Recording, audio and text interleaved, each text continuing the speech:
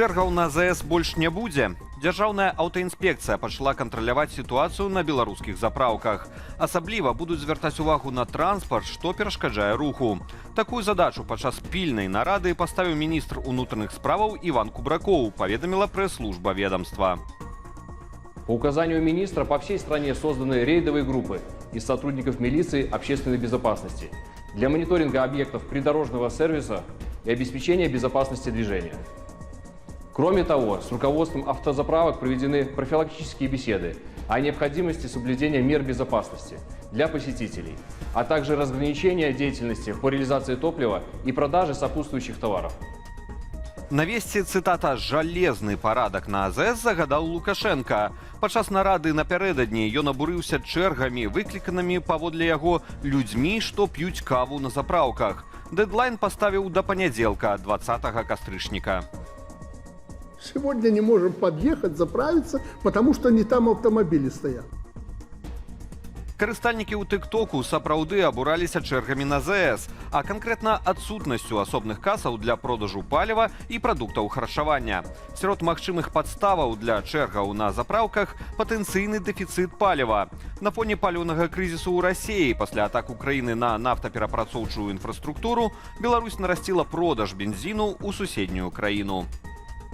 Ці сапраўды Лукашэнку так хвалююць чэргі на АЗС? На думку прадстаўніцы ў эканоміцы і фінансах аб'яднанага пераходнага кабінету Алісы Рыжычэнкі, гэта напраўду папулісцкі крок.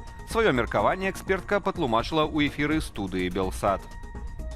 Сегодня это тема кофе, завтра это тема какого-то автобуса, который не идет в населенном пункте, не везет детей.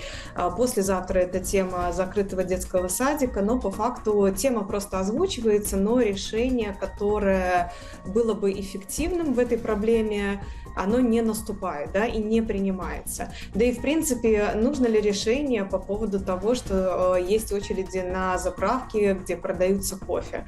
Во-первых, давайте вспомним, кто владеет этими заправками.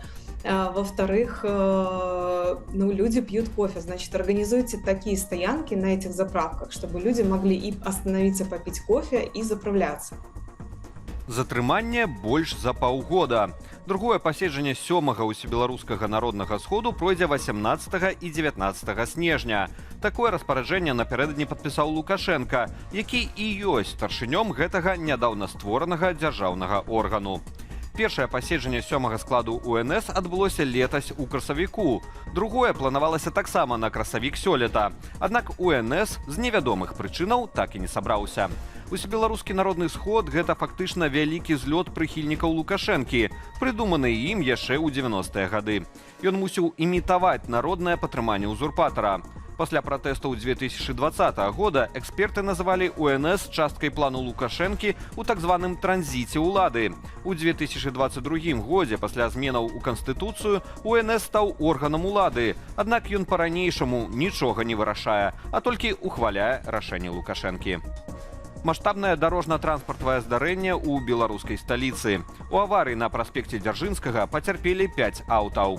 Прыкладна а палове на 8 вечара 51гадовы кіроўца Audi спачатку сутыкнуўся са спадарожным аўтамабілем Nissan, а потым працягнуў рух і ўрэзаўся ў яшчэ 3 аўты, што спыніліся на светлафоры. На шчасце, ніхто не пацярпеў.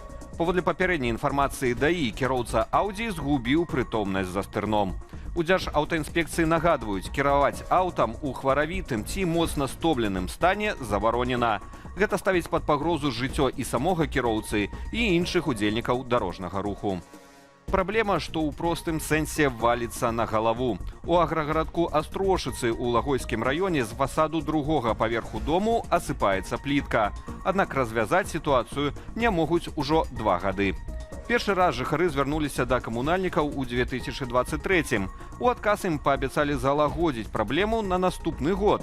Летась падчас добраўпарадкавання аграгарадку прадстаўнікі камунальнай службы сцяну дому сфатаграфавалі ды папрасілі жыхароў не скардзіцца ў службу 115. Але нягледзячы на абяцанні, ніякіх працаў на праблемным аб'екце дагэтуль так і не правялі.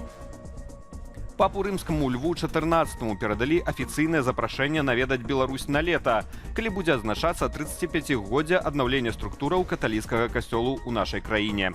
Дакумент уручыў пантыфіку мітрапаліт Менска-Магілёўскі, арцыбіскуп Юзеф Станевскі. Папа Рымскі прыняў запрашэнне ды даў надзею, што яго уважліва разгледзяць і дадуць адказ, піша католік.лайф са спасылкаю на Ватыкан Ньюс. Таксама арцыбіскуп Юзеф Станевскі падчас прыватнай аўдыенцыі распавёў пантыфіку пра зняволеных святароў. Узгадаў пра чырвоны касцёл у Менску, вернікі якога праз забарону карыстання будынкам вымушаныя маліцца ў архікатэдры. Закрануў арцыбіскуп і праблему касцёлу на сталічных кальварыйскіх могілках. Юрыдычна яго не вярнулі вернікам, хаця там і дазволена маліцца. А на час блізкага рамонту, які плануе дзяржаўная арганізацыя, парафіі давядзецца шукаць часовае месца. Дональд Трамп найбліжэйшым часам сустрэніцца з Уладзімірам Пуціным у Будапешце. Пра гэта дамовіліся па выніках двухгадзіннай тэлефоннай размовы, якую ініцыяваў расійскі бок напярэдадні. Ці спрабаваў прэзідэнт Пуцін адгаварыць вас ад продажу ракетаў «Тамагаўк»? Вядома ж, а што ён мог сказаць, як вы думаеце? Калі ласка, прадай «Тамагаўкі», я буду вельмі ўдзячны. На самой справе я сказаў яму, як вы адрэагуеце, калі я дам пару тысяч «Тамагаўкам» вашым супернікам. Я сапраўды так яму сказаў. Яму гэтая ідэя не спадабалася. Магчымую перадачу ўкраіне амерыканскіх далекабойных ракетаў «Тамагаўк», як планавалася раней, Уладзімір Зеленскі абмяркуе сёння ў Вашынгтоне падчас асабістай сустрэчы з Дональдам Трампам. Хаця амерыканскі лідар пасля размовы з Пуціным ужо заявіў, што гэтыя ракеты патрэбныя самім Злучаным Штатам. Восень час для аўтааматараў набываць новыя апоны і чарговая магчымасць нажыцца для махляроў. Міліцыянты Меншчыны ўжо зафіксавалі ў Маладзежанскім раёне выпадкі падману беларусаў, ахвочых зашадзіць. Махляры дзеюць паводле простай схемы. У сацыяльных сетках ды месенджерах запускаюць рэкламу якасных і недарагіх тавараў. Патэнцыйны кліент звязваецца нібыта з інтэрнэт-крамаю, дзе яго настойліва пераконваюць, што прывабны кошт – гэта часовая зніжка, і каб паспець ёй скарыстацца, трэба як мага хутчэй правесці перадаплату. Пасля пераводу грошай на карту прадаўца той перастае кантактаваць. Міліцыянты раяць пры магчымасці верыфікаваць крамы з заманлівымі прапановамі вялікіх зніжак і пазбегаць перадаплаты за тавар. Гарбуз – гэта не толькі дэкарацыя на Хэллоуін. Мая каляжанка Тэса Анейда падрыхтавала падборку страваў, пасля якіх вы закахаецеся ў гэтую восеньскую гародніну. Пачаць можна з простай, але стыльнай закускі – гарбуза, запечанага з рукалай, вяленымі таматамі і арэхамі кешью. Салодкі гарбуз тут выходзіць пікантным і духмяным. Ідэальны гарнір ці лёгкі абед. Калі хочаце кулінарных прыгодаў, пакаштуйце суп-пюрэ ад мішленаўскай зоркі Ан-Сафі Пік. Гарчынка шафрану, крэмавыя вяршкі і хрумсткія гарбузовыя семкі. І каштаны. Для тых, хто гатовы на гастранамічныя эксперыменты, ёсць камбала з вострым гарбузовым пюрэ паводле рэцэпту шэф-кухара Тома Шэпарда. Індыйская спецыя, тандуры, масаля ды імбір. І вы недзе побач з Тадж-Махалам, нават не выходзячы з уласнай кухні. А калі хочацца чагосьці цёплага і свойскага, то сочыва з гарбуза і апельсінаў або тушаны гарбуз з лісічкамі і салодкім перцам. Тое, што трэба ў халодны восеньскі вечар. Гарбуз можа быць салодкім, вострым, мішленаўскім і простым адначасова. Дакладныя рэцэпты шукайце на belsat.eu. І паверце, пасля іх вы ніколі ўжо не паглядзіце на гарбуз як проста на дэкор. Таксі не толькі з камфортам, але і незвычайным інтэр'ерам. У Менску кіроўца аздобіў сваю машыну цацкамі. Кажа, звычка засталася ў яго яшчэ з часоў працы дальнабойнікам. А ўсе цацкі, сярод якіх шмат папулярных цяпер лабубу, ён набывае сам. Незвычайнае сталічнае таксі пакажам далей у нашым эфіры.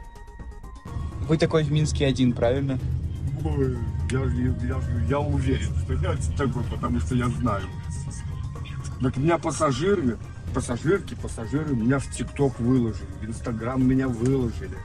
То есть как бы мне времени нету, я с утра до ночи работаю, а вот пассажиры налаживают меня. Больш падрабязная інфармацыйная карціна дня ў вечаровых выданнях аб'ектыву і студыі Белсат о 19 гадзіне па Менску. Я ж з вами развітваюся і заклікаю падпісвацца на сацыяльныя сеткі Белсату і да актыўнасці пад гэтым выданнем у Ютубе. Але не забывайцеся пра лічбавую бяспеку. Беражыце сябе і заставайцеся з Белсатам.